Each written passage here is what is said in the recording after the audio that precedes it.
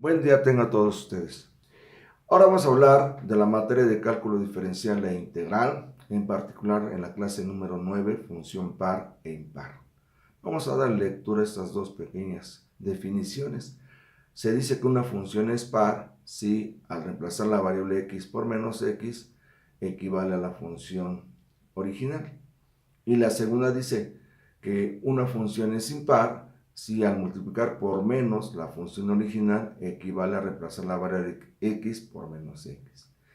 Primero vamos a hablar qué es una función par e impar hablando gráficamente. Una función par es aquella función que es simétrica con respecto a alguno de los ejes. Vamos a trazar nuestros ejes cartesianos y precisamente es una función que es simétrica con respecto al eje y. Es decir, para un punto x1 encontramos un valor en el eje y que es y1, y para x2 también encontraríamos un valor equivalente, lo que nos lleva a concluir que la función es simétrica con respecto al eje y. De la misma forma puede ser simétrica con respecto al eje x, me refiero a esto, una gráfica con estas características, y podemos ver que para un punto en la ramal superior equivale o tiene un simétrico con respecto a la ramal inferior. Entonces esta función es simétrica con respecto al eje x. Entonces esto sería hablando gráficamente lo que es una función par, cuando son simétricas a alguno de los ejes. Ahora la pregunta que brota, ¿cuándo una función es impar?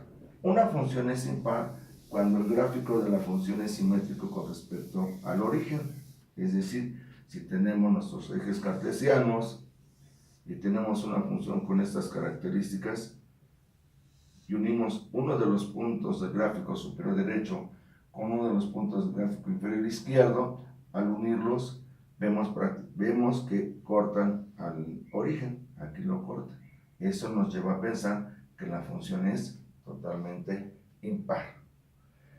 Ahora, vamos a hablar de una función que sea tanto par como impar. Gráficamente podríamos hablar de un círculo.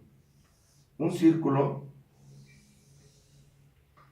tiene las características que es par porque es simétrico con respecto al eje y. También lo es simétrico con respecto al eje x. Y no solamente eso, sino también es simétrico con respecto al origen. Entonces, un ejemplo de un círculo es tanto par como impar. Bien. Ahora vamos a probar las dos definiciones, cuando una función es par y cuando es una función es impar. Bien. Entonces vamos a proponer para eso un ejemplo que diga y igual a x cuadrada menos 4. Entonces, cambiamos aquí la y, por f de x, y sería f de menos x es igual a menos x al cuadrado menos 4.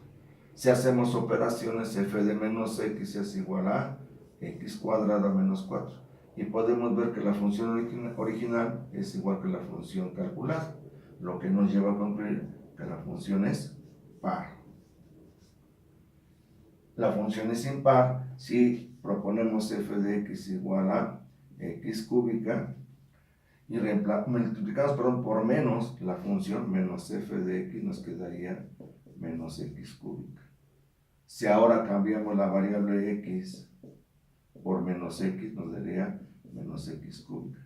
Podemos ver que los resultados son equivalentes, lo que implica que la función es impar. Entonces pueden darse cuenta que no representa mucha dificultad en poder analizar si una función es par o impar, ya sea desde el punto gráfico o haciéndolo analíticamente. Espero que esta breve explicación les sea de utilidad y nos vemos en la próxima ocasión.